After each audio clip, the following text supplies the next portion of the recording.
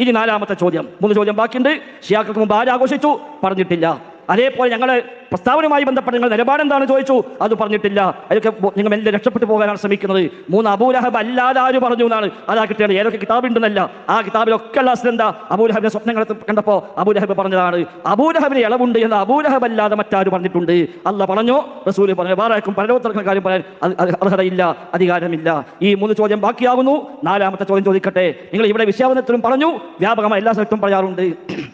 നബിദിനം ആഘോഷിക്കാൻ തെളിവായിക്കൊണ്ട് നിങ്ങൾ പറയാറുള്ളത് വിശുദ്ധ ഖുർആൻ സൂറത്ത് യൂനുസിലെ വചനമാണ്. വബിദാലിക ഫൽയഫ്റഹു, റഹ്മത്ത് കൊണ്ട് സന്തോഷിക്കണം എന്ന് ഖുർആൻ പറയുന്നു എന്നുണ്ടല്ലോ.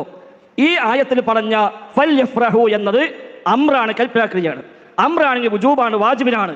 അത് നബിദിനം ആഘോഷിക്കാൻ തെളിവാണെന്നാണ് നിങ്ങൾ പറയുന്നത്. അങ്ങനെയാണെങ്കിൽ നബിദിനം ആഘോഷിക്കൽ വാജിബാണ് നിങ്ങൾക്ക് വാദമുണ്ടോ? കാരണം ആയത്ത് പറഞ്ഞ അമ്രാണ്, അമ്ര വുജൂബിനാണ്. അപ്പൊ നബിദിനം ആഘോഷിക്കൽ വാജിബാണെന്ന് വരില്ല ഈ ആയത്ത് പ്രകാരം?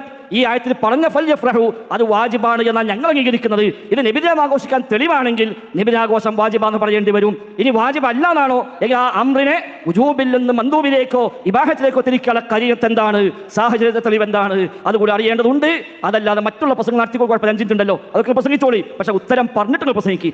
ഞങ്ങളുടെ നല്ല മാതൃക കാണിച്ചല്ലോ. ആദ്യം ഉത്തരം പറയും, പിന്നെ ഇഷ്ടമുള്ള പ്രസംഗിക്കും. നിങ്ങൾ ചോദ്യം ചോദിച്ചില്ല, അപ്പൊ ഞാൻ ഫുള്ള് പ്രസംഗിച്ചു. ഇവിടെ ചോദ്യം ചോദിക്കുന്നുണ്ട്, അത് ഉത്തരം പറഞ്ഞിട്ട് എന്തും പ്രസംഗിക്കാം. 5 മിനിറ്റ് വേണ്ടി പാട്ടടിക്കോളി, അത് കുഴപ്പമില്ല. പക്ഷേ ഉത്തരം പറയേണ്ടതുണ്ട് എന്ന് ആവർത്തിച്ച് ആവശ്യപ്പെടുന്നു.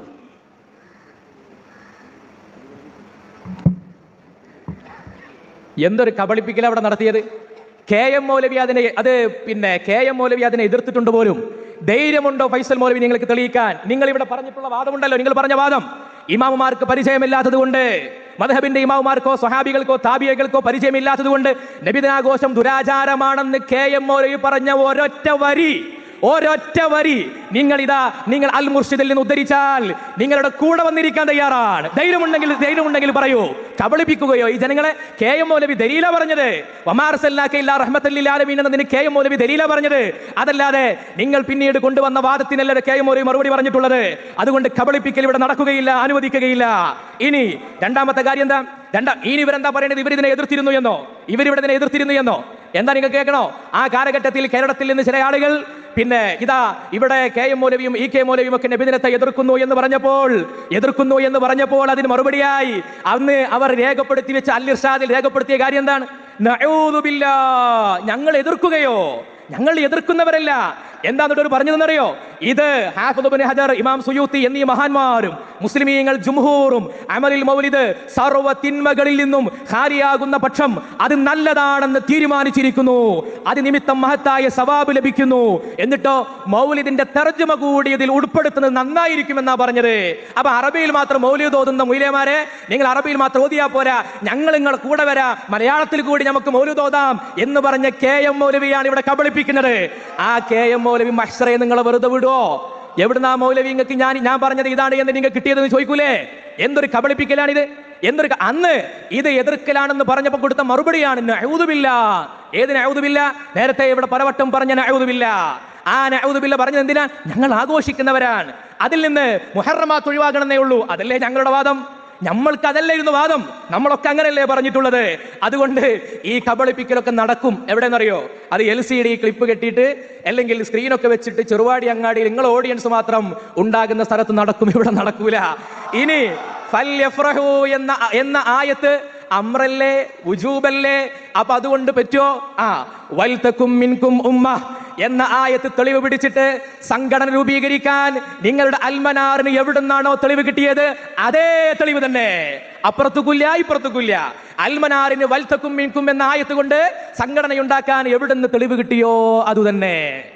മാനദണ്ഡങ്ങളിലാണ് സംവാദം ഉണ്ടാവുക. നിങ്ങളുടെ വാചക കസർത്ത് മതിയാവൂല. അതുകൊണ്ട് നേരത്തെ ഞങ്ങൾ ചോദിച്ചിരുന്നു അതിന്റെ തെളിവ് എവിടെയെന്ന്. ആ തെളിവ് ഇവിടെ പറഞ്ഞിരുന്നുവെങ്കിൽ, അത് കണ്ടെത്തിയിരുന്നുവെങ്കിൽ, അല്ലെങ്കിൽ ജിന്നിനൊക്കെ സഹായം വിളിച്ചിട്ട് ചോദിച്ചു നോക്കി എവിടെങ്കിലും കിട്ടുമോ എങ്കിൽ അതിവിടെ കൊണ്ടുവന്നിരുന്നെങ്കിൽ ഈ ചോദ്യം ഇവിടെ വരുമായിരുന്നില്ല. മാനദണ്ഡങ്ങൾ ഇതാ ഒന്നൊന്നായി പൊളിഞ്ഞുകൊണ്ടിരിക്കുന്നു. ഇനി ഷിയാക്കൾ തുടങ്ങി വെച്ചതാണ് ഇതല്ലേ പറഞ്ഞുകൊണ്ടിരിക്കുന്നത്. ഫൈസൽ മൗലവി, നിങ്ങൾക്ക് എന്റെ എത്ര അഭിപ്രായമാണ്? നിങ്ങളുടെ ആ പുസ്തകത്തിൽ മുലഫറാണ് ആദ്യം തുടങ്ങിയത്. ഈ ആദ്യം തുടങ്ങാന്ന് പറഞ്ഞ ഒരു രണ്ടോട്ടുണ്ടാവും. ആദ്യം തുടങ്ങൽ. നിങ്ങൾ 2 തവണയാണ് ആ പുസ്തകത്തിൽ ആദ്യം തുടങ്ങിയത് മുളഫറാണെന്ന് പറഞ്ഞത്. നിങ്ങളുടെ മറ്റു പ്രസിദ്ധീകരണങ്ങളിലും ആദ്യം തുടങ്ങിയത് മുളഫർ രാജാവാണെന്ന് പറഞ്ഞിട്ടുണ്ട്. ഇനി അതിനൊക്കെ പോട്ടെ, നിങ്ങൾ തന്നെ തെളിവായി നിങ്ങളുടെ പുസ്തകത്തിൽ സ്വീകരിച്ചിട്ടുള്ള താരീഖുൽ ഇസ്ലാം എന്ന ഈ ഗ്രന്ഥമുണ്ടല്ലോ, ആ ഗ്രന്ഥത്തിൽ നിങ്ങളുടെ പഴയകാല മൗലവിമാർ തെളിവായി സ്വീകരിച്ച ഇതേ ഗ്രന്ഥത്തിൽ തന്നെ പറയുകയാണ്, അബ്ബാസികളുടെ ഭരണകാലഘട്ടത്തിൽ അവർ കൊണ്ടു നടന്ന നിരവധി ആഘോഷങ്ങളുടെ കൂട്ടത്തിൽ ഇഹ്തിഫാൽ മൗലിദിൻ നബവി ഉണ്ടായിരുന്നു. അപ്പൊ ആ ജാതി പൊട്ടീസിട്ട് ഇങ്ങോട്ട് വരണ്ട. എന്തുകൊണ്ട്? അതൊക്കെ ചരിത്രപരമായ ചർച്ചകളാണ്. ആ ചരിത്രപരമായ ചർച്ചകൾ കാണാതെയല്ല ഹാഫിദ് ഇബ്നു ഹജർ ഇത് അനുവദനീയമാണെന്ന് പറഞ്ഞത്. ആ ചരിത്രപരമായ ചർച്ചകൾ കാണാതെയല്ല ഹാഫിദ് സുയൂത്തി അനുവദനീയമാണെന്ന് പറഞ്ഞത്. നിങ്ങളുടെ KM മൗലവിയും EK മൗലവിയും ഒക്കെ ആ ചരിത്ര രേഖകൾ കാണാത്തത് കൊണ്ടാണോ? അവർക്കൊന്നും കിട്ടാത്ത പുതിയൊരു അസ്രി നിങ്ങൾക്ക് എവിടെ നിന്ന് കിട്ടി? ആ ബിദ്അത്തിനെയാണ് ഞങ്ങൾ ചോദ്യം ചെയ്യുന്നത്. നിങ്ങൾ ബിദ്അത്തിൽ ഉണ്ടാക്കിയ ഒരു ബിദ്അത്തുണ്ട്, ആ ബിദ്അത്തിന് മറുപടി പറയാതെ നിങ്ങളെ ജനം വിടൂല. നിങ്ങൾ ഇവിടെ നിന്ന് വഴക്കൊക്കെ പറഞ്ഞു പോയിക്കോളൂ. നിങ്ങൾ ഇവിടെ പറയുന്ന കാര്യങ്ങളൊന്നും കേൾക്കാൻ ഇവർക്ക് ഇങ്ങോട്ട് വരേണ്ട ആവശ്യമില്ല. അതൊക്കെ നിങ്ങളെ യൂട്യൂബിൽ എമ്പാടുണ്ട്. ചോദ്യങ്ങൾക്ക് മറുപടി പറയാനും നിലപാടുകൾ സ്ഥിരീകരിക്കാനുമാണ് ഇവിടെ വന്നത്. നമ്മൾ ഇവിടെ പറയുന്ന ഓരോന്നും ഓഡിയൻസിന്റെ മനസ്സിൽ അവശേഷിക്കുക തന്നെ ചെയ്യും. അപ്പൊ ഏതായാലും നാലാമത്തെ ചോദ്യത്തിനും ഉത്തരമില്ല എന്ന് വ്യക്തമായി. നമ്മളെന്താ ചോദിച്ചത്? വളരെ വ്യക്തമായി യാതൊരു സംശയമില്ലാത്ത വിധം വളരെ കൃത്യമായി കൊണ്ടായിരുന്നു ചോദ്യം ഉന്നയിച്ചത്. അതിനും കൃത്യമായി ഉത്തരം പറഞ്ഞിട്ടില്ല.